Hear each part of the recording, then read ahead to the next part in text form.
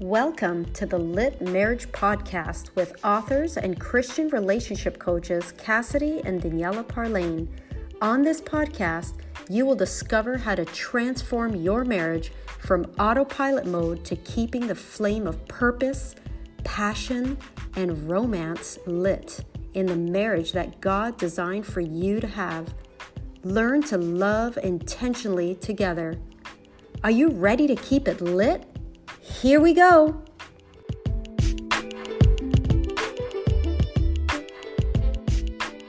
Hey guys, welcome back to another episode of the Lit Marriage Podcast. We are your hosts, Cassidy And Daniela. And today, folks, we're going to be talking to you about a very exciting topic. It's intimacy is more than sex. Ooh, and we have some very exciting guests on our podcast with us today. And I just want to say to all of you married folk out there, make sure that your kids are in bed, okay? If you have, a fireplace, get that thing lit.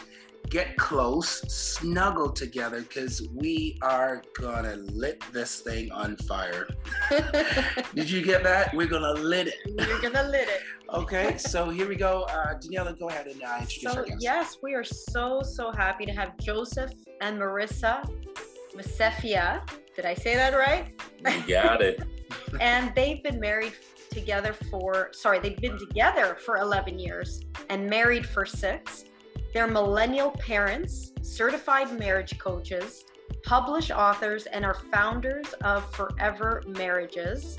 And you guys can check out their website to learn more about them at www.forever-marriages.com. And also their socials. You can find them on social media at Forever Marriages on Facebook and Instagram. Correct? And, yes. Awesome. So thank you so much for joining us today. Wow. Thank you for having us. Thank you. It's an honor. So why don't we dive right into this thing? Okay. We've already told the parents what to do, so they know what's up. They know what's up.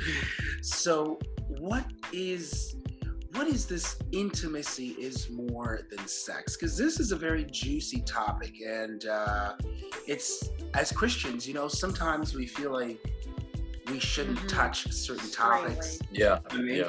It's taboo to talk about the 3-letter word. So why don't you talk to us about that? What is that all about?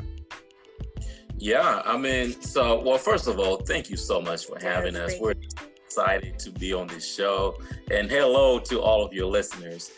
So tonight we're talking about intimacy being more than sex, and we can approach this as men, and then approach this as women. A lot of guys, and I'll be the first one to confess, especially when I first came into marriage, intimacy equaled sex. Point. It's closed, right? But my wife didn't have the same definition as far as what intimacy was. And it took us some time to be able to get on the same page, because it's only when you're on the same page where everything is clicking on all cylinders. So that passionate, that marital sex that we, as guys, you envision as you're coming in, you send up the altars like, I cannot wait. Oh my goodness. Lifetime. My beloved wedded wife, right?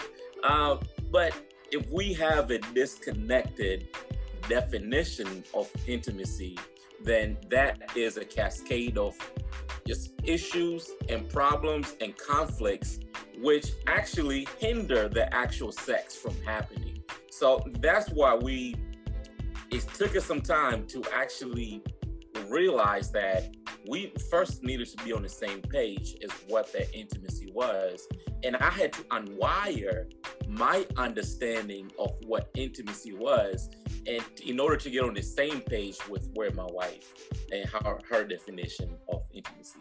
Yes, and then likewise, I also had to do some unlearning and relearning, because in marriage, obviously it's not just one side. It's not just all about my needs, or it's not all about the wife, what she wants. We don't necessarily believe in, you know, happy wife, happy house, right.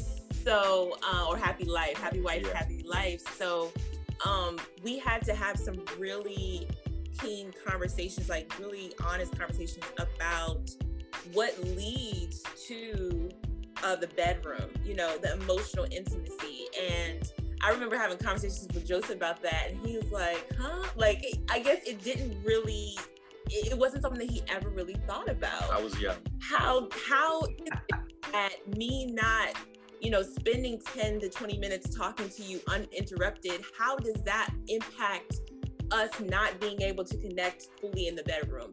How does us not being able to go to the Word of God, pray together, and worship together, you know, on a consistent basis, how does that affect, you know, our ability to, or my desire to want to spend time with you outside of the bedroom, just maybe doing a date night, or even just being close together. Yeah. So we really had to start identifying the other types of intimacy besides sex, which is so heavily focused on in society and social media and in culture, period. Yeah. And so we started to develop these 5 buckets of intimacy, you know, and unpacking that. Yeah.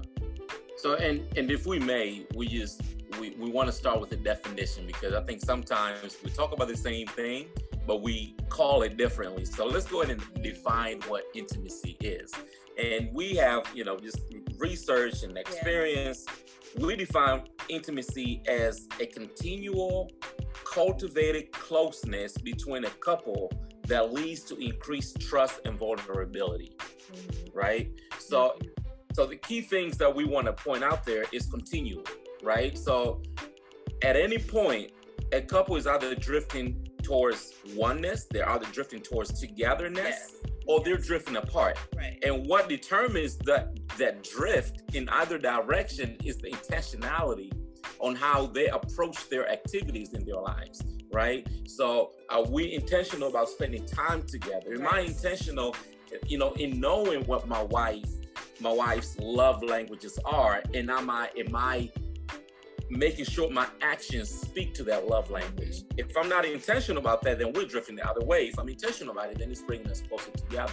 So, and then next we're looking at intimacy as a house, you know, in the scriptures, you know, Jesus talks about the wise, you know, the wise person plants their, you know, they plant on a solid foundation, right? And that foundation is the Word of God. Yeah. So we believe that your marriage needs to be planted in the Word of God. So our first area of intimacy is spirituality. Right. That's our foundation. Yeah. Spirituality, and then of course, a house. If we imagine this house, it has to be built from the ground up. So then we start to look at, what do those walls look like? And this is just a skeleton version. We don't have a door, we don't have windows, but we have the foundation, and then we have these 2 sides, and we do a little skeleton, and then of course we have the roof. So the two sides are. So those 2 sides: emotional intimacy, and then financial intimacy, and we'll get more into each one of them. And then, of course, the roof is being physical and sexual. And a lot of people look at us like, how are those different? Physical and sexual, that's the same thing. They're 2 separate things. So we'll get into each one of them. But I think the house foundational, the house model makes so much sense to us because, you know, the house is better able to withstand storms if it is intact. If there are no cracks on the foundation, if there are no leaks in the roof, if there are no, you know, the sidewalls are not cracked or compromised. And it is the storms in our lives that really let us know what areas of our, you know, marriage are compromised. And I think God uses those storms to highlight and to expose those areas where we can to grow, because we know that the ultimate purpose of our marriages is to what? It is to make Marissa more like Christ, right? Exactly. It's to develop those traits. So that's what we love the house model so much. So I guess I really want to find out from you guys. This sounds like a book model. Is this something that is there a prescription that you have? Because as men, I'm talking to the men now. We don't see the distinction between sex and intimacy. Yeah. We've been together this is our 6th year in marriage, like yourselves. Yeah. And just a testimony. I said to my wife some time ago, I think for the first couple years of our marriage, we just were having sex. Or at least you. Listen, right? That's the naked truth. What can I say? All right. Well, I was talking to the men, okay? So I'm just saying here, you're hitting on some things that we've discovered along the way in the last few years of our marriage. We're like, oh my goodness, these two things are different. So they're definitely different. Yeah. You just talked about the financial, and you mentioned another one. What was it? Emotional. The financial and the emotional. Can you talk about that? Yeah. Oh yeah. I mean, there's so many different angles we could actually go with that, but what we truly believe is that with all 5 of these, they're interrelated, right? There's a correlation with them. And so what we found in our own marriage was that when we really didn't have strong financial intimacy where we were on the same page, we know the saver versus spender and all that, but with Joseph and I, we had 2 different relationships with money. And so when it came to creating goals and creating financial plans and things like that, I was like, oh, let's go. I was excited. And Joseph was like, and so that created tension. And so there was a disconnect in the emotional, right? The emotional intimacy, because sometimes we wouldn't be able to share how we were truly feeling about the situation or about any situation. Like it really impacted sometimes our communication because there would be tension. Yeah. There would be tension. So, I mean, it really has a lot to do with how you're able to see your spouse, relate to them, being assertive with them, being able to be gracious with them. Because if they're getting you in debt or they're doing something that you don't like, financially speaking, why do I want to share my deepest, truest feelings with you if I can't? Because you're breaking trust with me. Yeah. You know what I mean? And when we talk about intimacy, that is foundational. We have to talk about trust when we talk about intimacy. Yeah, and in talking to the guys, since Cassidy, you're talking to the guys, and I want to talk to the guys here too.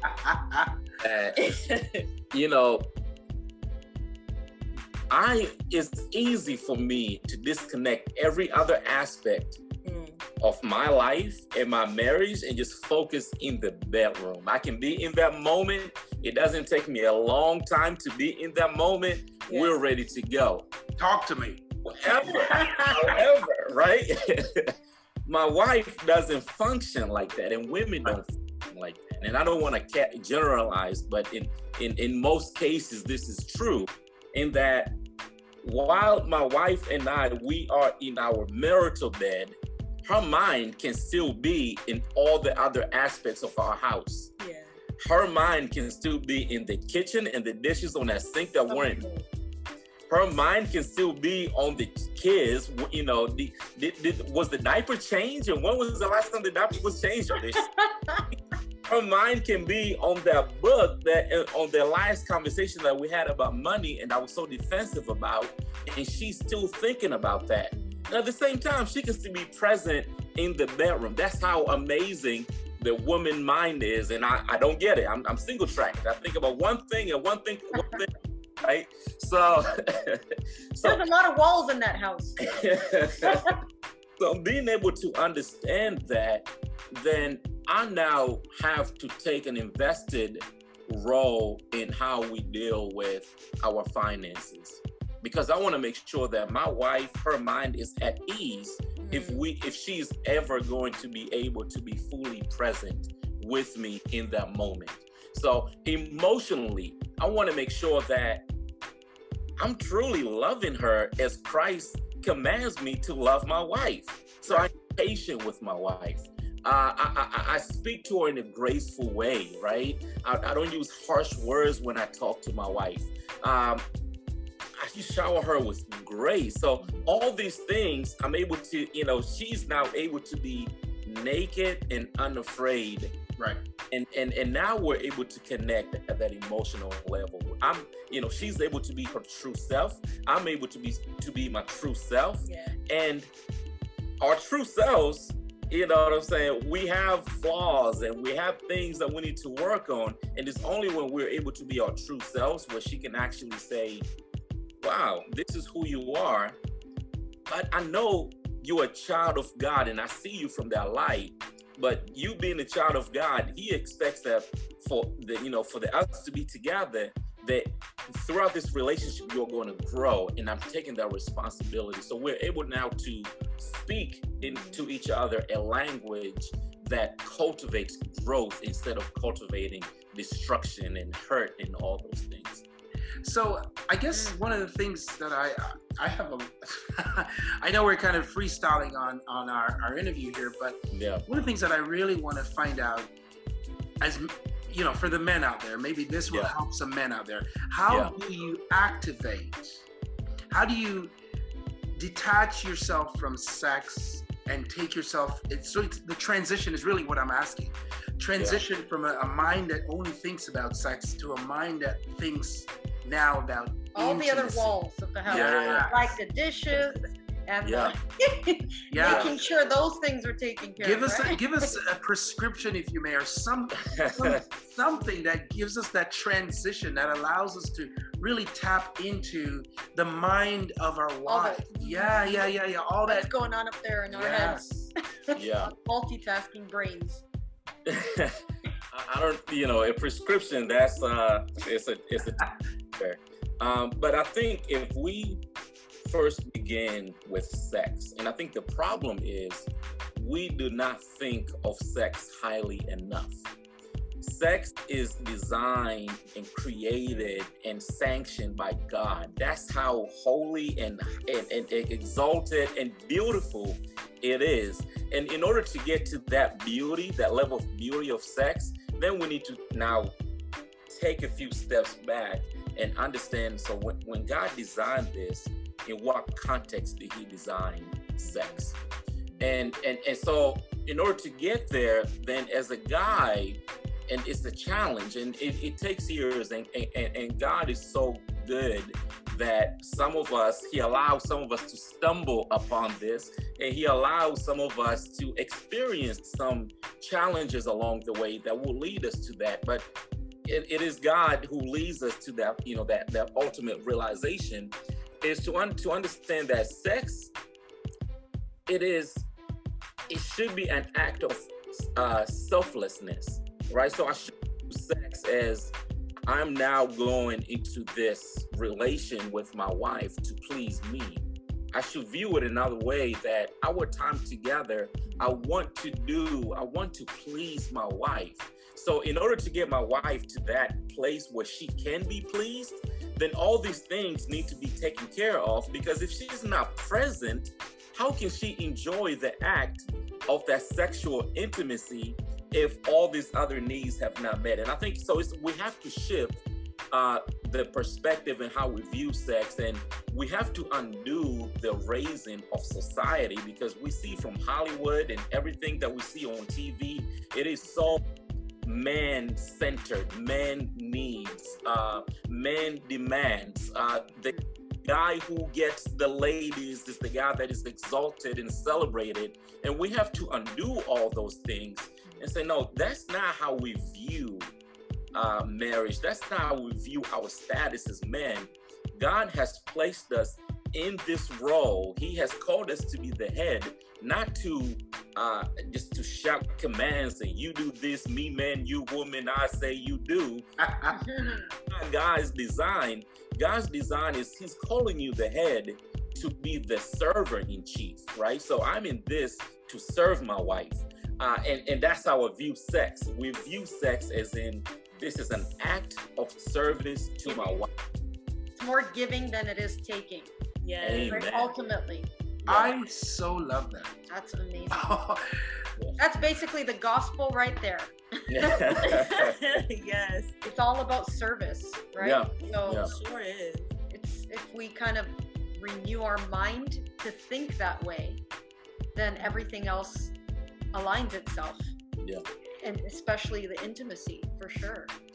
Can you talk to the you know what? So the guys, sorry ladies, you got your ladies. Ladies are there. Let's talk to the guys. I love y'all. You're gonna get your chance. Get ready.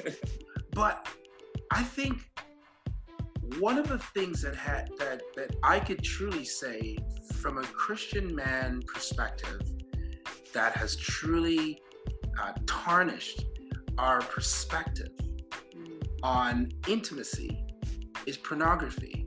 Yeah. And there's a statistic out there that shows that more than 77% of Christian men.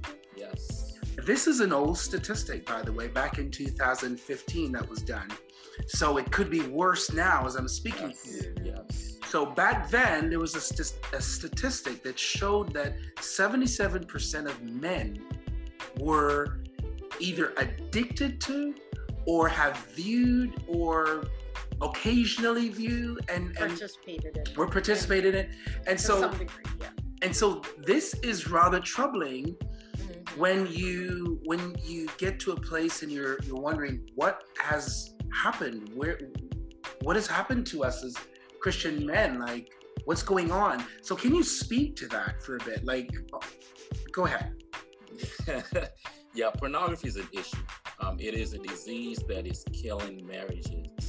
And what we have done in society, and we're ambassadors and we live in this world, but we're not a part of this world. So there has to be a distinction.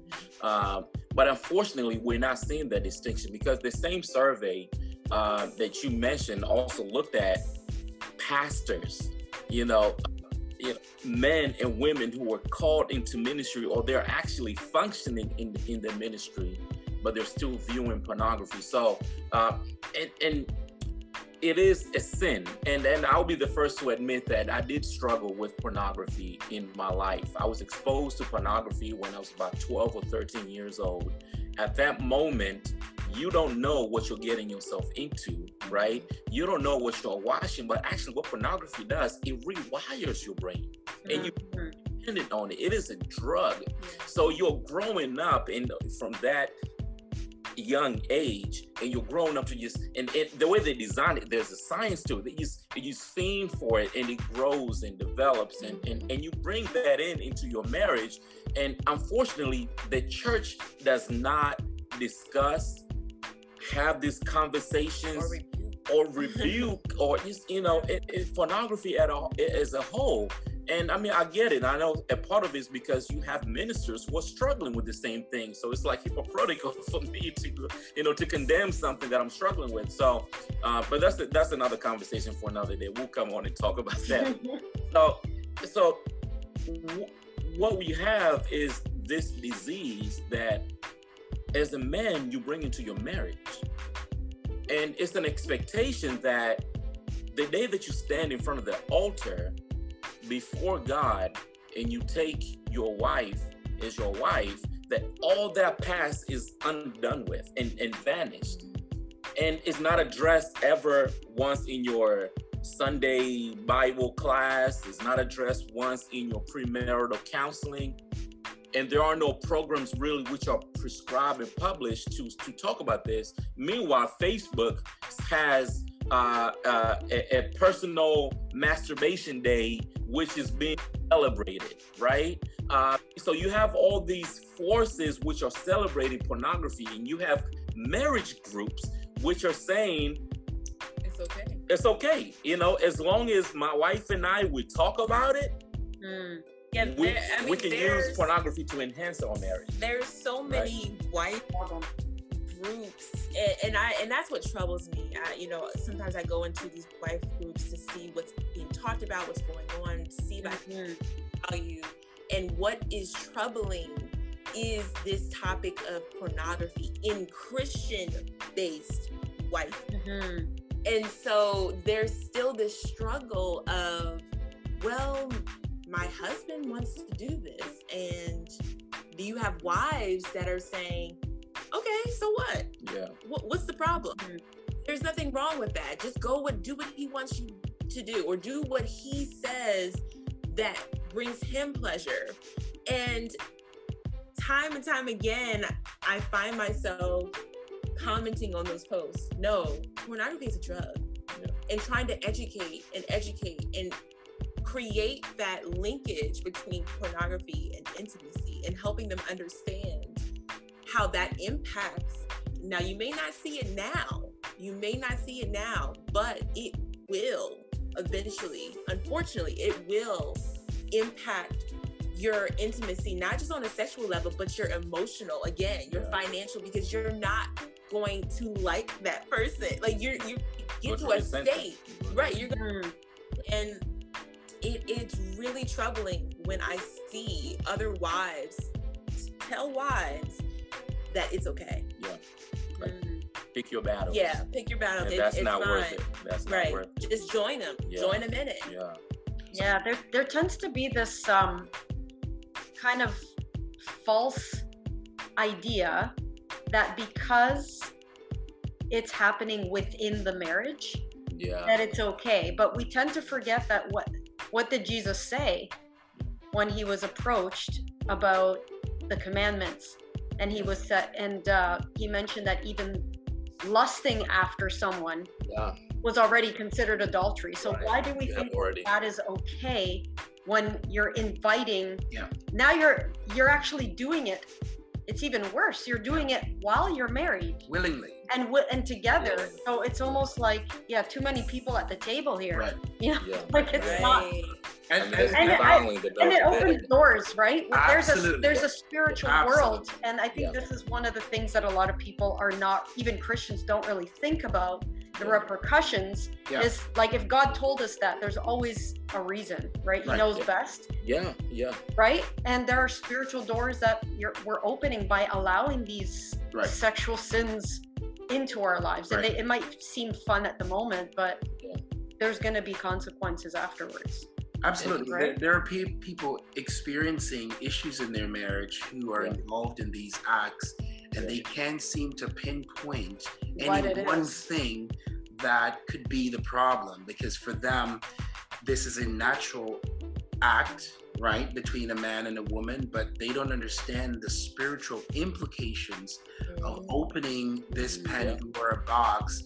And I just want to speak to the men out there again, just briefly, because, and not just the men, but women. I want you to understand, that our bodies are temples. And so, as we allow ourselves to enjoy the pleasure of intimacy and sex between each other, this is actually a spiritual act to some degree. It really is. Yes, it is. Marriage is not just physical. There is a spiritual element to sex, right? The two becomes one. Two become. So there's this spiritual element that you're talking about, the opening of doors, right? And we really have to be careful with that. I know the conversation has sort of transitioned a little bit here. I want to because this is a big issue, right? It is. And people don't understand that the mind makes grooves, and the grooves that happens in the mind, they are sometimes long lasting, and you got to undo them, like Marissa was saying, right? Yeah. You have to creates this addiction, like you were saying, like a drug addiction. Exactly. In fact, there was actually a study done where they did I believe comparison. Was it an X-ray or an MRI of the brain? MRI. They were comparing the MRI of the person that was addicted to like crack cocaine or something, and compared it to the person who's addicted to porn, and the same things were firing on. They looked exactly the same. Yeah. So clearly, it's not healthy. It's not something that's, in the long run, you become a slave to that thing. Absolutely. So, and that's what sin is. Yeah. You become a slave, and then it actually creates this huge wedge in between the intimacy that should be between you and your spouse. Right. So it just removes that. And as a man, I'm objectifying. Exactly. I don't even see my wife anymore. No. You're seeing those other images flashing. So, so even just for that alone, ladies and gents, don't do it. It's not all it's cracked up to be. It's not everything that the world that Hollywood is showing. It's not that glamorous. Yeah. The marriage bed should be undefiled. Yeah. And I'll say this, if I may. I know it is a true struggle and challenge for men and women out there, but we have to view sin in this way. Mm-hmm. Am I willing to trade all that God has promised for this one little thing? Mm-hmm. So dearly too. And how big is my view of God? Because the moment that perspective shifts and we actually view God properly and we view ourselves properly, then you can trust in that you have more than enough power to conquer any mountain or challenge or whatever problem that you have in your life. But we don't tap into that because we view our problems, we view our addictions, we view our challenges bigger than actually how we view God. So we have to commit, and we have to truly love God more than we love the sin. And truly, when we say, okay, enough is enough, we have to mean that and truly invite Jesus Christ to come in and give us the victory that is promised. Absolutely. That's awesome. One of the things that I wanted to, just shifting our conversation right back to where we started, one of the things that really attracts me to my lovely wife is when I see her growing spiritually. There's nothing more attractive. I don't know about you, you guys, Joseph and your wife.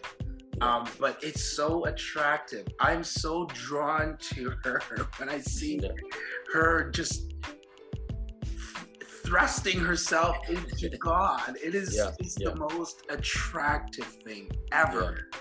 And that to me really increases our intimacy because I'm like, hello there. Y'all weren't expecting that, were you? See? Loving God is sexy. Ooh, okay. It is. Anything you guys can take home today is that. Yes. We need a shirt with that. That's it. Loving God is Yes. So is there any last words that you guys want to leave with our listeners today? Something that, could be a takeaway from our conversation today. Well, first of all, let me agree with you that Joseph, because you said something really profound. Like, I don't think we fully understand the impact of spiritual, like growing spiritually, how that impacts our desire and our love for our spouse. Like, that is really profound and deep. And when I see him leading small groups with men, when I see him reading the word, or he'll just be listening to a few pastors on social media or on YouTube, and he'll be having it playing out loud. And I'm just like, wow. And he's just into it, you know, writing notes. I think that is extremely attractive. So I had to just say that real quick, because I think there's others who may agree too, but maybe they are not there yet. And so what I want to do is encourage couples or husbands and wives who are trying to build intimacy with their spouse. We get a lot of questions about how do I build, you know, spiritual intimacy, and how do I share my heart with my spouse? How do I share what I truly feel? And we actually have a blog on this where we've broken it down, you know, step by step, where you can look at all five. You can look at all five intimacies and look at practical things that you can start doing to really start increasing those areas of intimacy. And so I just want to encourage the couples of listeners to not give up, because this is a journey. You know, the house that we just described, and having financial intimacy, sexual and spiritual and emotional and financial, I mean, all of those intimacies, it takes time. Yeah. It takes time to develop. And as Joseph said earlier, you never really arrive. You just keep trying. You keep every day you put something into that bank deposit. Yeah. And so if you are concerned about spiritual intimacy, for instance, one of the things that we like to do is conversational prayer. It's so powerful. So if I could leave with anything, I would say to start really building this marital house of intimacy and deep connection is to start praying out loud together. And this doesn't have to be something really, really long and elaborate and profound. But when we come to the Lord with prayer, in prayer, He meets us right there. And so praying out loud together, that shows your heart to your spouse already. You know, and it reveals your innermost thoughts and feelings. And so just start there. Start there. Put it in your calendar. Say, you know what? We're going to try this. We're going to try this maybe once out the week, twice out the week. We're going to come together and maybe ask each other, what are your prayer requests? What's on your mind? What's on your heart? And just start speaking and having a conversation. Yeah. And if I can, that's awesome. Leave with practical things, we'll say, like, with the spiritual intimacy, it is so imperative that as a couple you have a weekly Bible date. Yeah. So it's a date time set aside where the two of you are reading the Bible together and you're growing in the Lord together. The second thing with emotional and the physical intimacy is making sure that you have a regular weekly date night. So that's outside of your Bible date. This is a date focus on your marriage. You know, this is where we are spending that intentional time, because this is all about intentionality. You know, if, you know, what we were, and guys, again, we'll talk to the guys, when you were pursuing your wife, you were very intentional. You were very purposeful in what you did. And guess what? That does not stop just because you're married. And God calls us to take initiative. So you're taking the initiative in creating those opportunities to grow. And then lastly, that financial piece, we have to be able to have regular monthly budget meetings, money matters meeting, where we come together to the table and we talk about where are we? You know, what's coming in, what's going out, where is it going? And to have those conversations. And you start small, but you have to be able to have those conversations, because we're stewards of God's resources. And with that stewardship, He trusts us to make good decisions with what He has given us. And He blesses and He increases once we're able to handle the little that we have, and He can grow that. So we have to make sure that we are being stewards in that process. Amen. Awesome. And being transparent in all those areas, which in turn leads to intimacy. That's awesome. I like how amazing advice. Yes. I like how you kept on using the word intentional, Joseph. Just so you know, you are on the Love Intentionally Together podcast. Love Intentionally Together podcast. Oh, gotcha.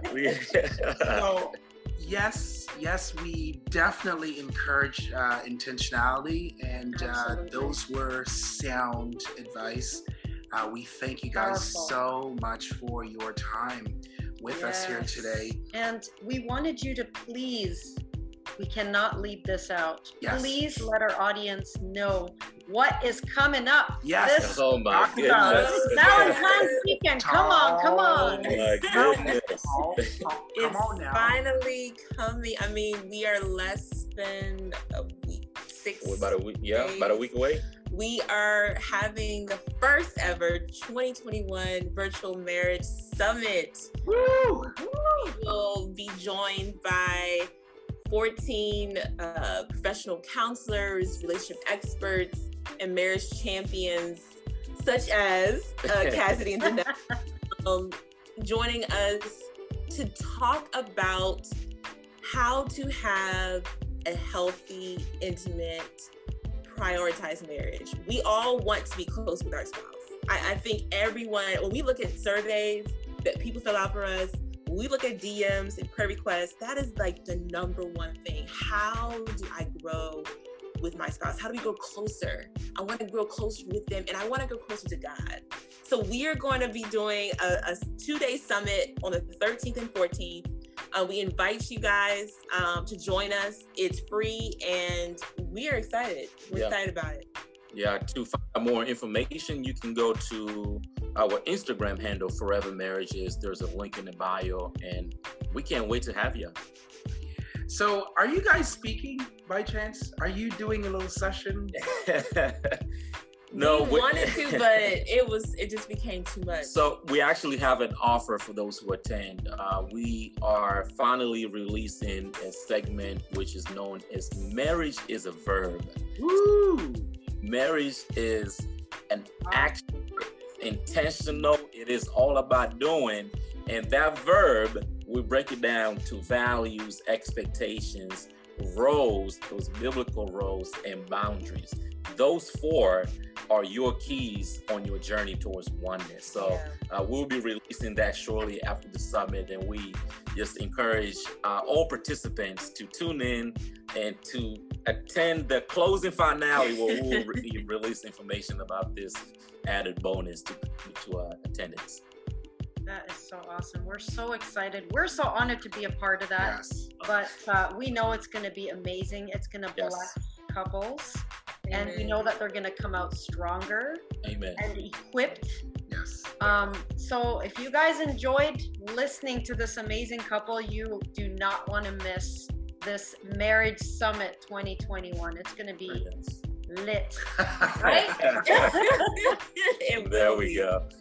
We do encourage you folks that are listening, please go ahead and share this podcast with your friends, your family, and if you know anyone out there who is struggling with intimacy, you may want to share this. Share it on your social media. Go ahead and check out Joseph and his beautiful wife, Marissa's, their social, and please support the ministry that God has placed upon their lives.